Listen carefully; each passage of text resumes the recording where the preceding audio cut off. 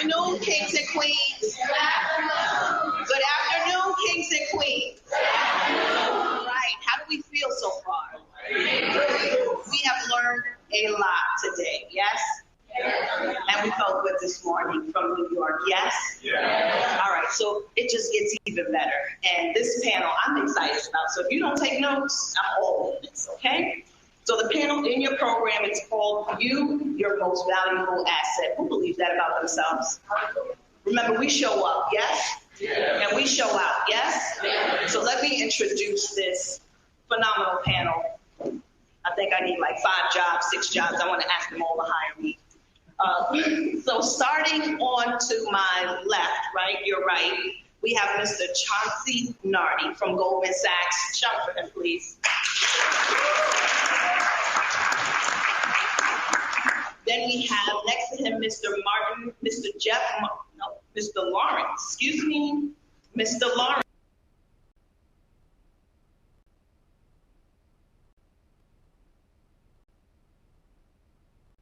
Mr. Jeff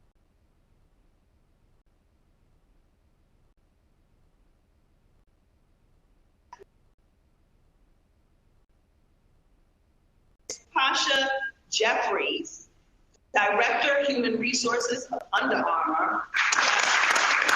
Big clap. The queens are in the building. Bigger clap. Then we have another queen, Miss Angelique Kelly Lara. She's with Choice Hotels. Mr. Raphael Jordan, Senior Specialist, University Recruiting, Under Armour. And then we have Miss Tiffany Chambers, recruiter, Home Depot. You see she's branded. Yes. So let's get started. I have the first question. Does the industry focus matter when it comes to self-branding? I think we'll start with Ms. Kelly Chambers with that one. Does the question is, does the industry focus matter when it comes to self-branding? Sure, absolutely. Okay. So I'm Tiffany Chambers. I'm with Home Depot. I am in the talent acquisition department, but serve as a marketing function, serve in a marketing role. So I do know branding very well. But it's more so branding of the company. And so the challenges when it comes to branding yourself, that you already kind of have a brand. You kind of come into the world with a brand. Part of your personal brand is who you are, what your name is, what you look like, where you're from. And so I think that there's a lot of aspects of your personal brand that are really agnostic to the field that you decide to go in. But I think the opportunity that you have is to find those things about you that align with that industry so that you can show that alignment and so that you are a good fit for that. Anyone else? Go ahead. I would just add, I agree with Tiffany wholeheartedly. Your personal brand evolves in your career.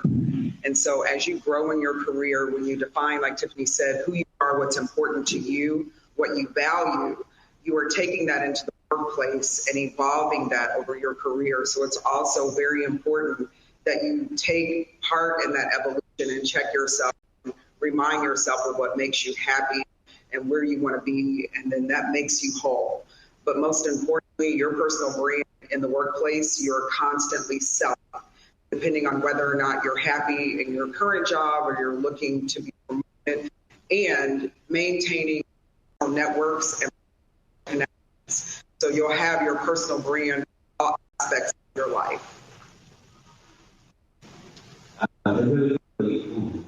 Sorry. First and foremost, I couldn't sit on the panel about branding without adding a little bit of color and concept. Program. So, really quick, again, I work at Goldman Sachs. I've been there for about 2 years. Out there, from law school, got into law school, and didn't go to law school. Instead of the program called Teach history in Philadelphia. A lot of teachers wanted to learn about and educate more broadly. So I moved to New York. I worked for a nonprofit called Citizen Schools, and I worked for the New York City Department of Education, and most recently was the director of talent for a network of charter schools in New York called Road, before coming to Golden Heights about 2 years ago. So that being said, in terms of the question, how many people in the room have heard this idea of it's who you know? Okay, almost everybody. So what I say to that general sentiment, it's not what you know, those who understand. And the question you ask is why would somebody be thinking about me? Right? And this is not just on a professional context. It's Thursday, Friday, Saturday night goes around and your phone is silent. Nobody's even thinking about you. And your brand in terms of who is this person, so this is that good, this is good.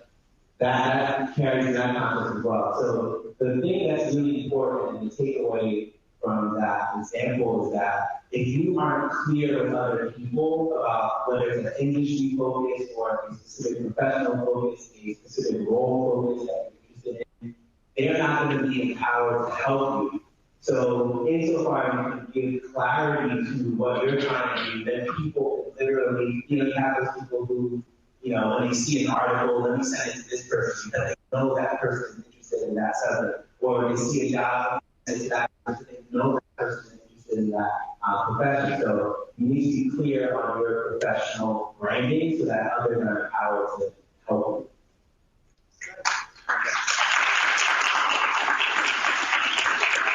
I think this question is for everyone. If we can have everyone answer, what advice? What advice would you give your 20-year-old self on brand?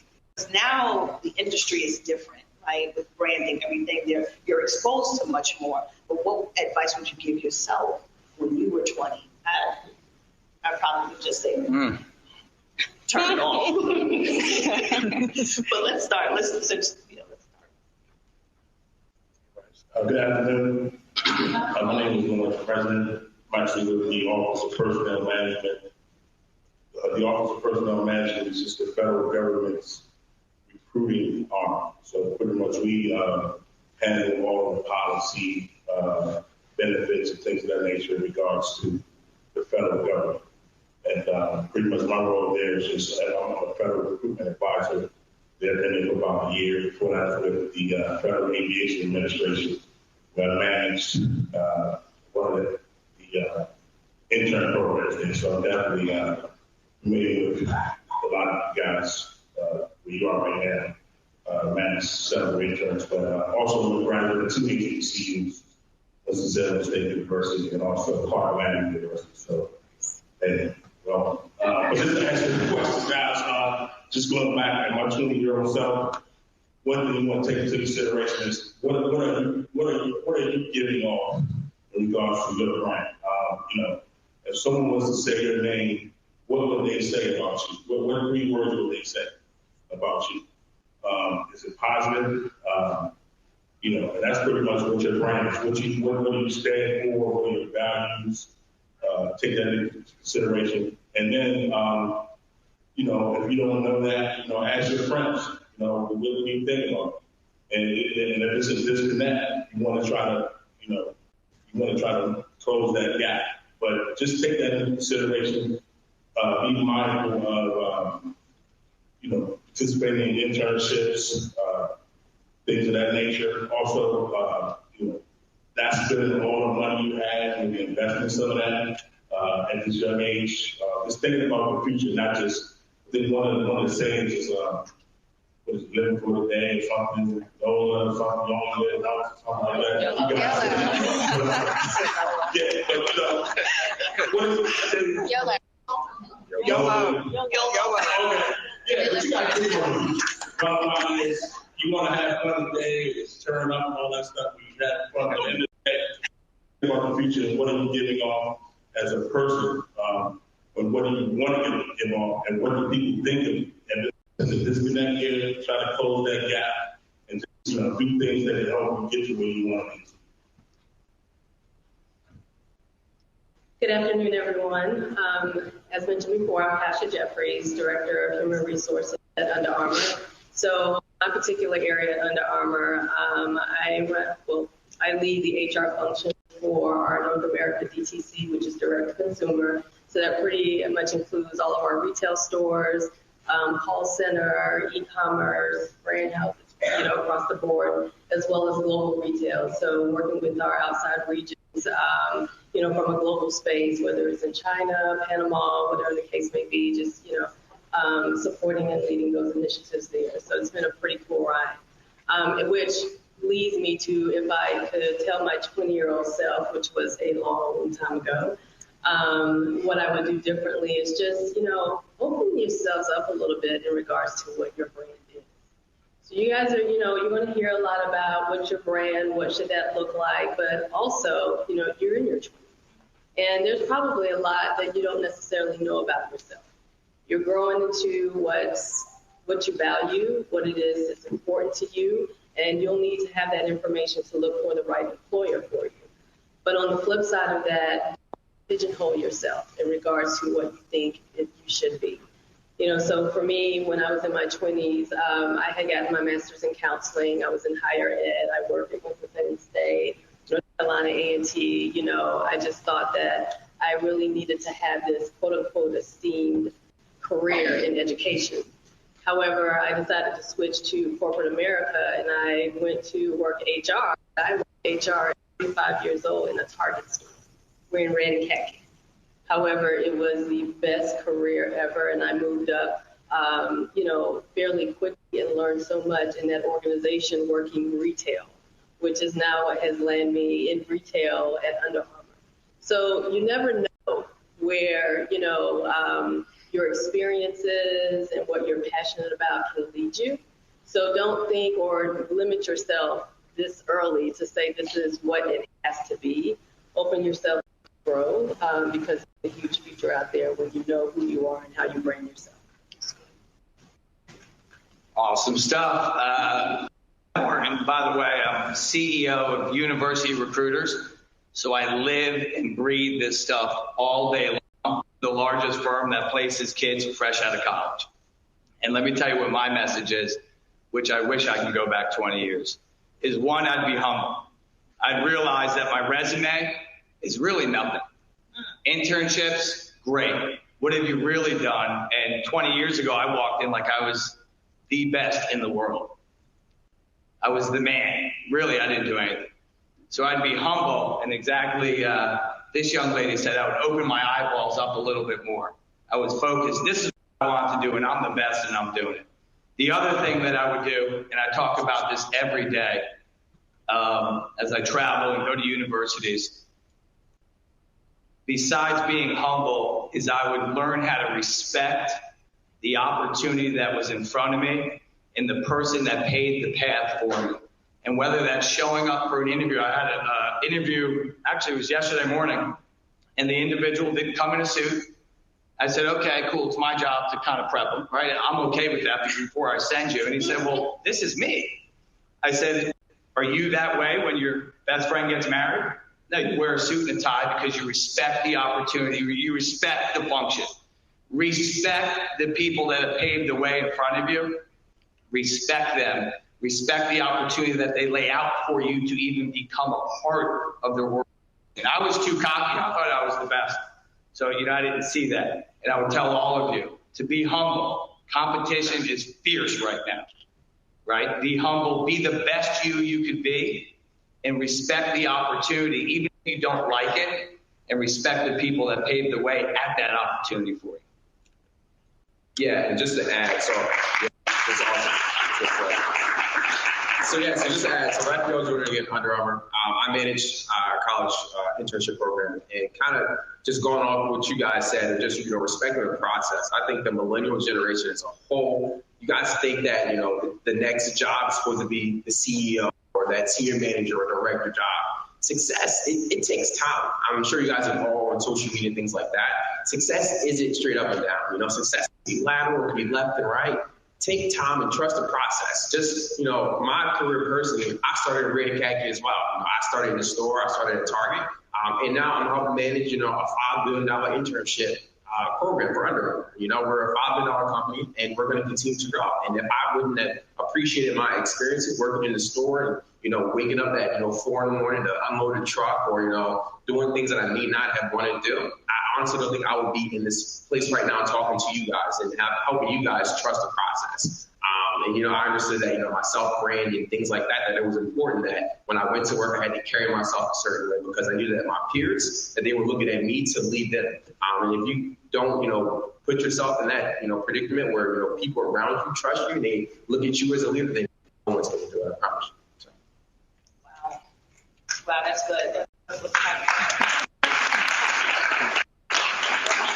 This is great, isn't it? So here's the next question. Now that we went from what we would tell ourselves, the advice when we were 20 years old, everything is social media. Everything is social media. And how you put yourself out there is a part of your brand. Do you understand that? So all of those pictures like this, we may have to take them down when we're trying to get that photo, right? But we're trying to get that job, yes? Somebody's thinking now, yes, start cleaning your phone out.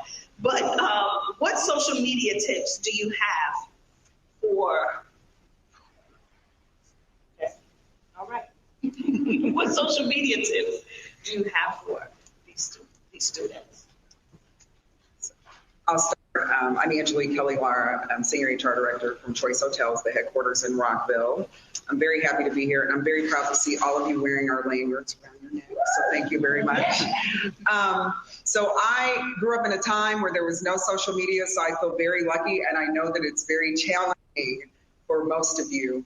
You need to manage your social media effectively. It is wonderful to have fun, but you've got to narrow it down to how your brand is being built while you're in college and when you enter the workforce. And I do understand from an HR perspective that it is something that most of our hires have grown up with. You've had it since you were younger, used it in school. But that builds your brand before you get to the interview and before we even look at your resume. And when you join an organization, you have a fiduciary responsibility as an agent of that organization and an employee to represent not only yourself well, but the organization well. So it's really, really important. We just talked about personal brand, that you start thinking about, everyone has said here, who do you want to be and how do you want to be received? Take a look at your social media. Are you being received that way? Are you putting off what you want people to get from you and understand who you are? That is all about you getting the job, knowing the right people and making sure that the right people know who you are, what you're capable of doing, and what you're going to stand for. So I know it's tough in this day and age, but you have to manage the social media. You may not get to the table or even that interview because someone has looked at your social media with that cute picture at the party with a glass of wine or 40 ounce in your hand because you're having a great time. So just be very, very cognizant of what you're putting off when you're posting. I want to echo some of the things that you said. So we are absolutely looking, and I say we just as a corporate employee, not necessarily as a recruiter, but we're absolutely looking at everything that we can find on the candidate because like a person in my position, I am managing the brand for Home Depot.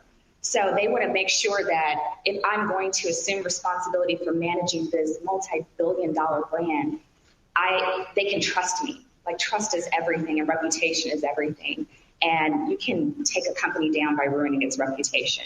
So it's very important for me personally to uphold my personal brand because that is how the company trusts me to nurture their corporate brand. I kind of wanted to backtrack a little bit on the 20-year-old Tiffany. Y'all want to hear a little story? Okay. All right. So 20-year-old Tiffany, before I graduated from Spelman College, I was a nanny. And I had to work through school the whole time. So I babysat kids. I would, finish school. Then I'd go pick the kids up from school, take them to karate. And my employers used to joke about how seriously I took the job. I kept a journal every single day of what my children did and what their thoughts were and what I thought they needed. I arrived early. I left late if I needed to. I reported out on everything. I was very detailed. When I took the kids to Chick-fil-A or McDonald's Playland, and there'd be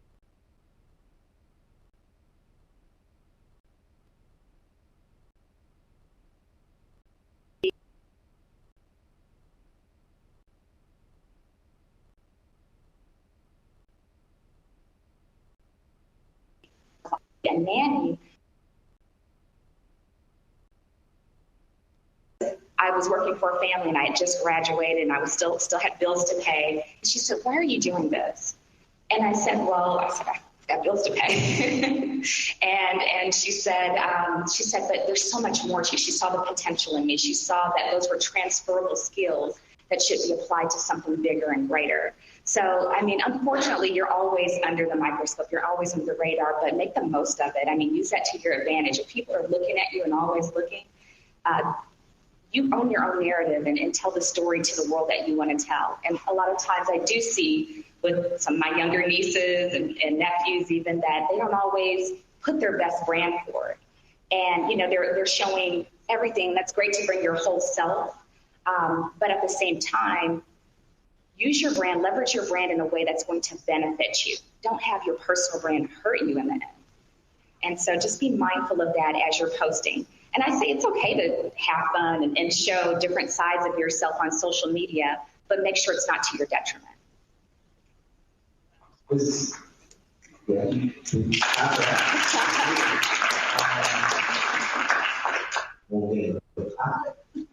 So 2 topics I'm going to add. One is on LinkedIn.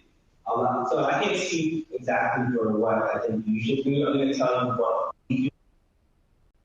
You can make your own judgment as to what that means for you. So one of the things that we do in terms of searching for candidates is on LinkedIn. We use what's called Boolean searches, which is combinations of different keywords to identify candidates. So one concrete thing that all of you should be thinking about, depending on what your goal forward plan is, make sure that you have keywords that are related to that industry, that profession, that role on your LinkedIn. So for example, if you're interested in something related to marketing, if I am in a position to hire somebody who's related to that field, if marketing is on your profile, when I do a LinkedIn search, you're not going to come into that search. So you're literally taking yourself away from opportunities that have access to by literally putting certain keywords. So that's thing number 1, how easy that you do related to social media. Thing number 2, so we actually don't search social media on the front end. There's actually a lot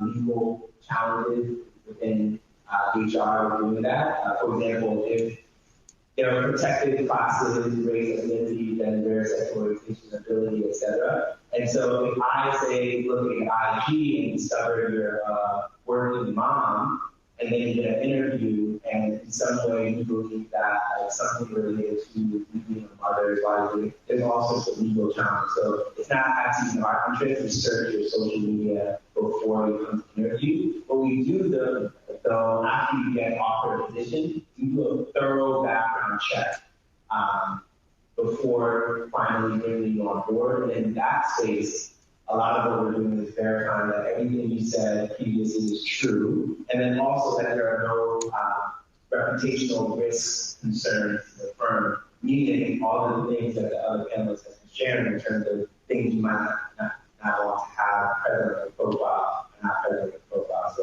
there's 2 concrete things for you to think about as it relates to social media. That's good. Are you guys getting this? Yes. Okay, so we're doing good with timing too. I love this. So the next question is, and you kind of touched base on that, how they can start creating the brand. Are you familiar with what a brand is? Who doesn't really understand what it is as a personal brand? Raise your hand. Okay. Let's be honest. You may not be clear on what this branding thing is all about and how it pertains to you. Sometimes you understand what it is when we're looking at business, but you as a brand, are you clear? Is everyone clear? Yes and yes, or not so sure? Yes and yes? Okay, so this means not so sure. So how can a student start creating their brand now? Like, what is there some steps? Is there something that they should take action on as soon as they leave here in terms of starting that brand and creating that brand for those who are not sure? Well, a brand, what do they mean? Like, what does it have to do with anything? What steps should they take starting today or tomorrow? So when I think about explaining what a brand is and how it relates back to you, think of some of your favorite products, and why you love those products so much. So even if I had to, talk about Under Armour, and people who say they love Under Armour, why do they love Under Armour? Because it's a performance apparel, and it keeps people dry or warm, or it's stylish, or it's not, whatever the case may be. So I think that that's how you apply your own personal brand in regards to how do you show the world, how do you show up in the world in regards to what's important to you and how is that interpreted to them. So I guess what I mean by that is, how do you grow a brand? Like, what does your extracurricular activities look like, for example? So there's, a lot of students out there that will go out and do a lot of community work. They're activists. They're really interested in, politics or what's going on out in our society today. Some of you are athletes, or like the arts, and you really, build your interest around that. And so you continue to build that persona and what's important to you, so that what this gentleman mentioned earlier is that your friends, your family, when they think about you, what is it that they're thinking? Great athlete, activist, reader, academic. Those are just some of the baseline things. But even in terms of what's important to you in regards to your morals. And it's really how you show up, how you take those things and show it off to the world. So it's the extracurricular activities. It could be your grades. It could be, the school that you choose to go to. Being passionate about going to an HBCU. Those are things that they're like attributes that you have, that you grow, and how does it show up in the world so that people can identify you by that brand. Does that make sense? Oh, No, go ahead. I just add to what Pasha said. This allows you to tell your story. So if you can identify everything that she recommended, you can create a story about yourself that others will talk about. And when they're talking about you, when you're not in the room or being recommended for an opportunity, they have a story to tell about you. And those key words or identifiers or connections, alumni, volunteer work, your presence in the community, that's the story that individuals will tell about you. And that's always good. And you're in a good place when you can achieve that. I'll give you just a simple tip to take home. And I live on LinkedIn. I have about 15 recruiters total that live on LinkedIn. The easiest, simplest way to get my attention or any of my recruiters is just put up a professional picture. It's that simple. I can go on and talk, but that is it. Because if I'm looking at somebody, and maybe I shouldn't say this, and their LinkedIn is your professional brand. Whole new world. I haven't looked at a resume, and I probably should, but I go straight to LinkedIn. I live on it. And if I'm looking for one person and 10 are equally as good, who took the time to show how much they care about themselves besides the picture of an arm cut off at a party or professional photo? It's just that simple. That's a good one. I just wanted to add that, so when we think about our personal brands, like a lot of times we think of it as it's like building a brand for a startup, and it's like you're starting from scratch and it's just tabula rasa, there's just nothing there. And that's really not the case when it comes to your personal brand. You already have a brand, and people are going to look at you and they may see the shirt that you have on and say, oh, they went to this school. And so, or I know that they're from this location. So you already have a brand. I think the first and most important step is to understand what it is that you are giving off. And then from there, manage it by saying, okay, well, this is what I'm doing off. Also show this, or let me add to it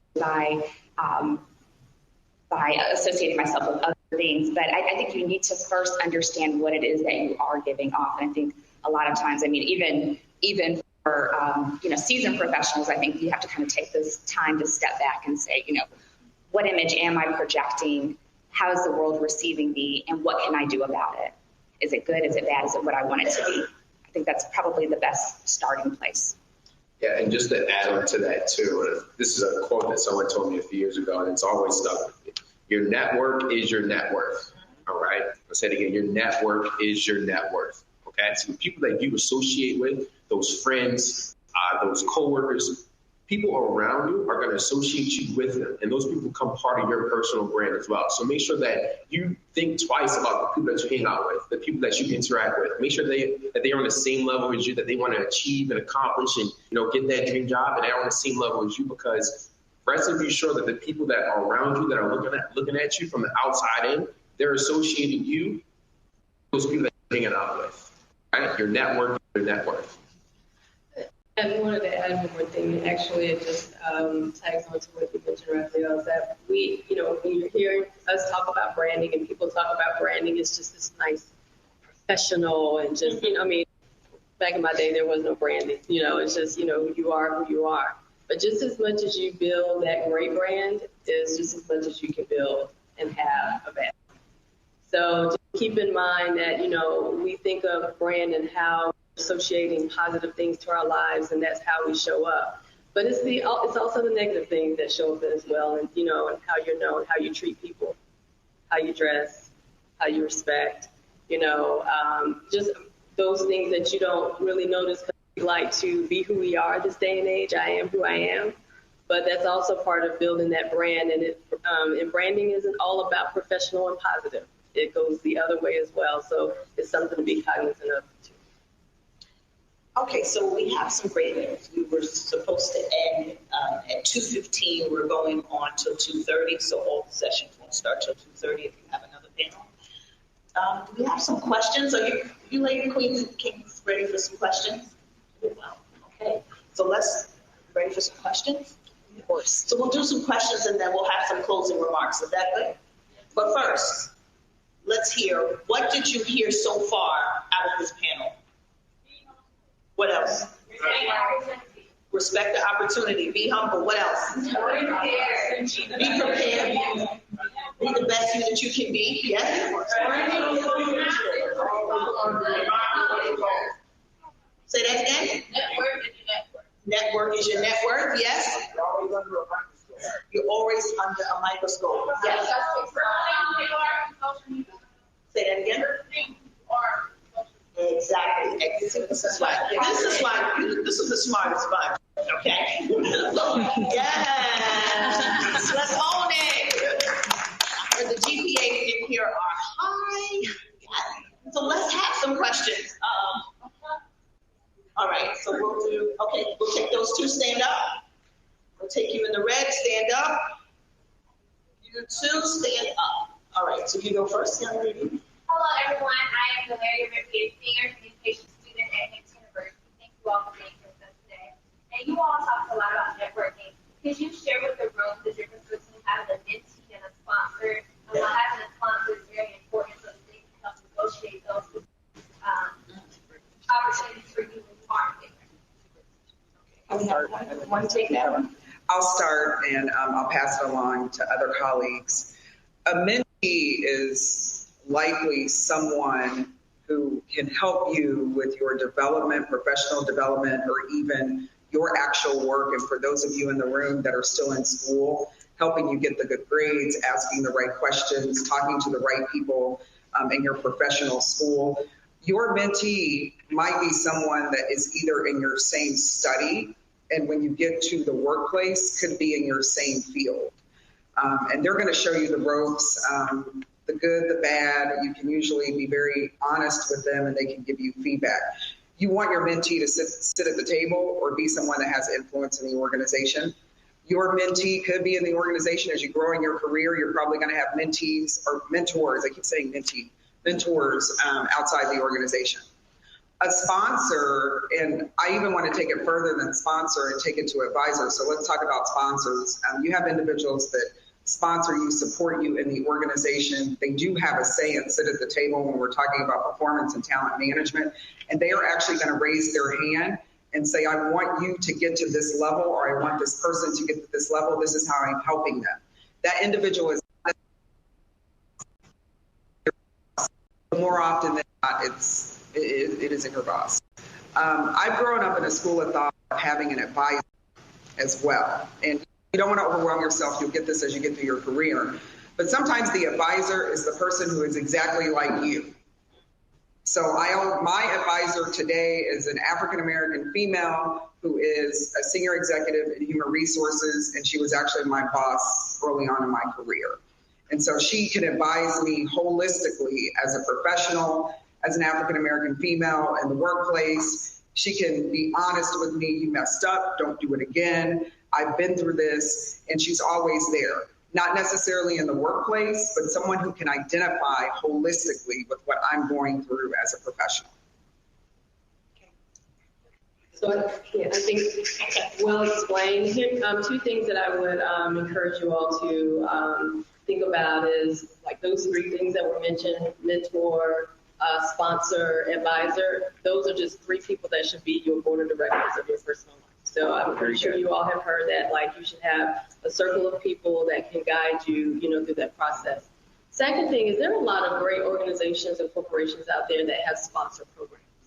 And so while it may not be something that you just want to sit at the table and say, hey, you got a sponsor program, but as you are researching companies and you are, interviewing and you're learning about them, there's nothing wrong with, like I said, as you're talking to different people, finding out whether they do. Because the positive thing about that is an organization that is dedicated to diversity. They're dedicated to development and support, and they actually have formalized programs that, institute that level of support. So it's always good to look out for an organization that does have an official formal sponsorship program. You have a question? I just wanted to add one quick thing onto that. So from my experience, sponsorship does not always happen formally. There are sometimes people who are sponsoring you and advocating on your behalf, and you don't even know it. And so that's why it's very important that you nurture relationships with people, that you're consistent in putting your best brand forward. I know I've done it for other people. In fact, there may be some people in this room today that I've been advocating on behalf of. And I know that people have done it for me. And I often don't find out about it until much later. It's like, say, well, hey, you got this opportunity because this person keeps bringing you up. And so sponsorship is one of those things that I know a lot of times you kind of want to just like, you want to tap somebody and say, can you please sponsor me? Like, do this for me because you want it to happen. But sometimes it needs to happen naturally after someone's observed you, they believe in you, they trust you, and they naturally just advocate for you.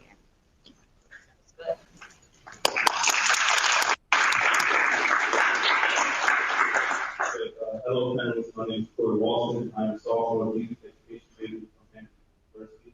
And before I ask my question, I just want to thank you for being here to talk to us. It really means a lot. So my question for you is, I'm not a social media person. It's hard for me to keep up with, and I just don't have the same pleasure. Like posting things that other people do, I just can't do it. So my question to you is, do you think that social media is a must? Like, do I need social media?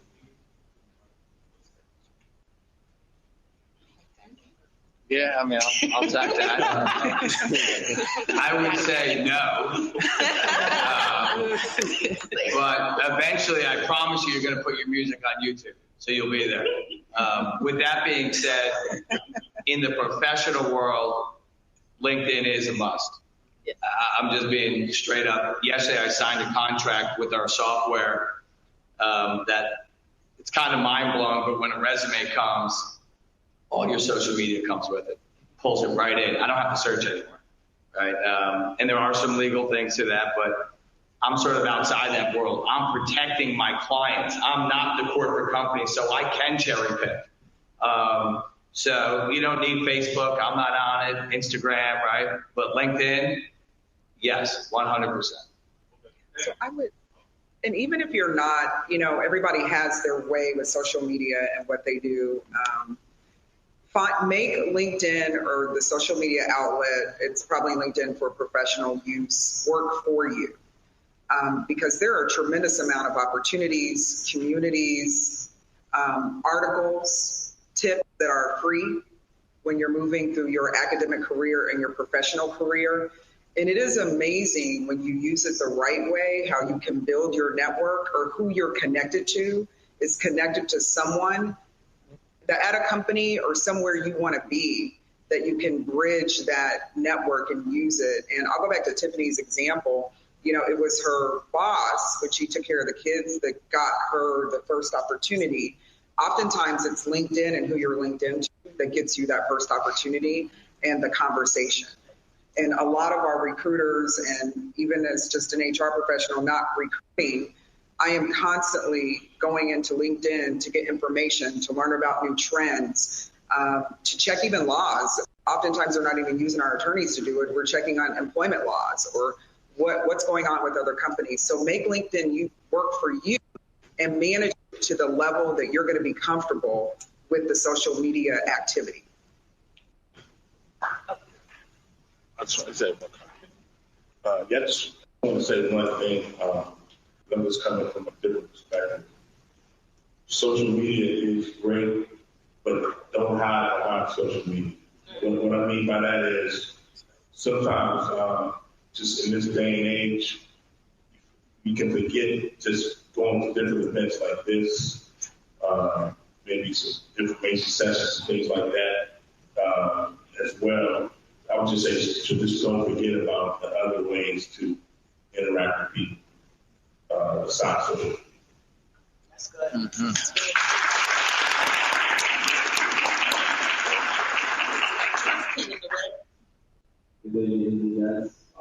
I read once that is to be successful in environment, every 5 to 10 years you can improve. Repeat the word. Every 5 to 10 years, you've heard that rebranding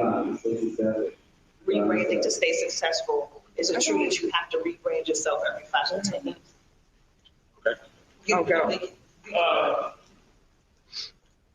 I'm not, to answer that question, I would say, I don't think so.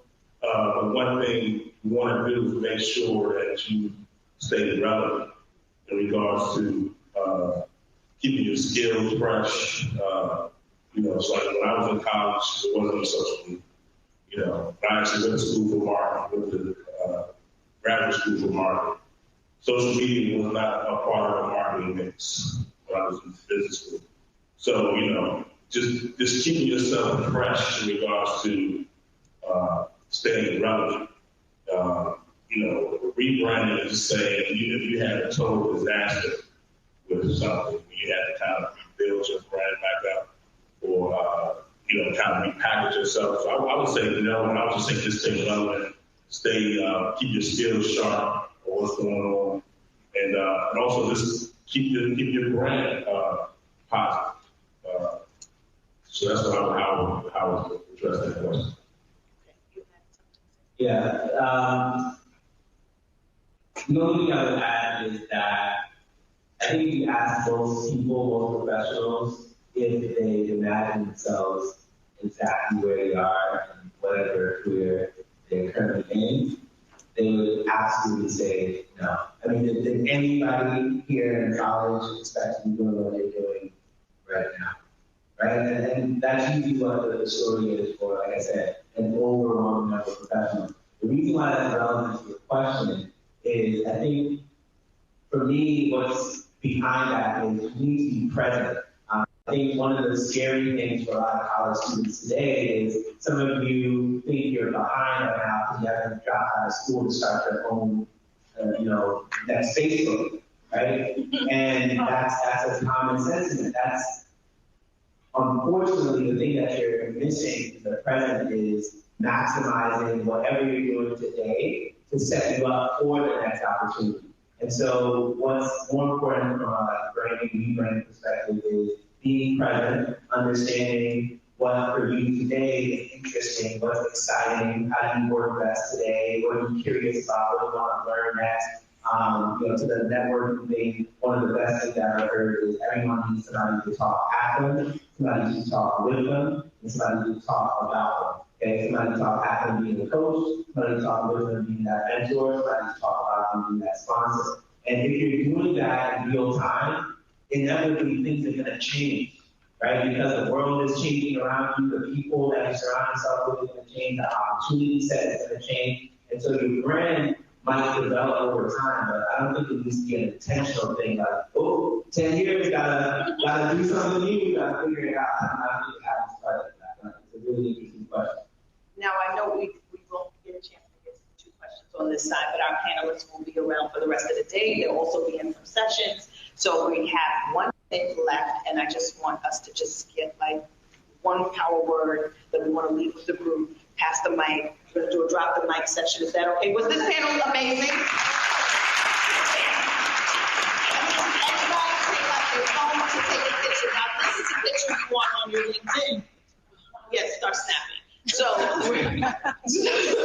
this is a selfie you want. You think I'm kidding? You think it's a joke? So let's have one power word that you want to leave with the panel, and then everyone will go to their sessions. Should I mention that afterwards where they go? You'll do that? All right. I'm not trying to do the most. So go ahead. Let's start with you. And start to my left, then we'll go around. First, the drop the mic. Okay. So I think I would say 2 things. One is ideas are worthless.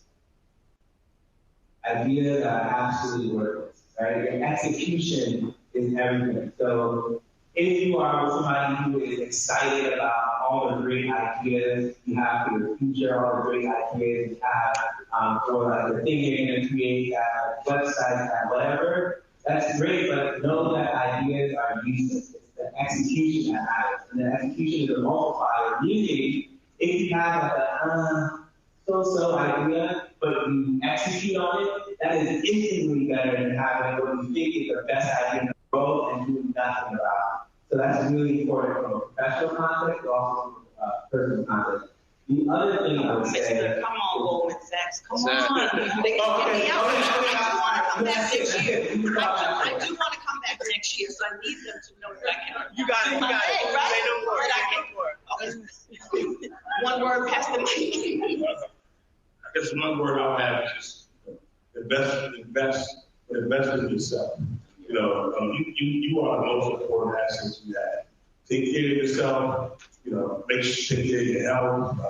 Take care of your money. Have fun, but keep it professional as you can, and keep it consistent as you can. And on your social media, you don't want to do something different on Facebook, say something different on Twitter. Just keep professional as you can, and just enjoy yourself. One word? Confidence. Thank you.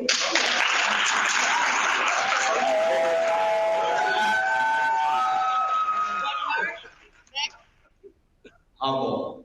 Yes. One word? Almost one. Take risks and realize your potential along the way. One word? Stay hungry. And hopefully. And just do one word. Okay. Know your skills and learn how to transfer them into what it is that you want to do. Thank you so much. I'm the moderator of the Cross. This is an amazing panel. Thanks. Thank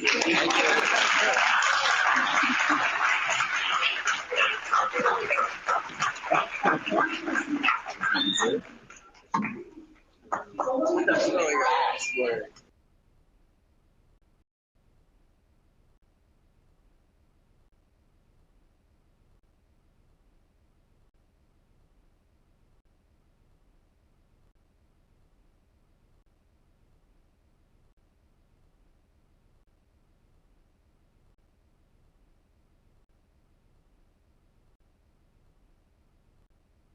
You are the only participant in the conference.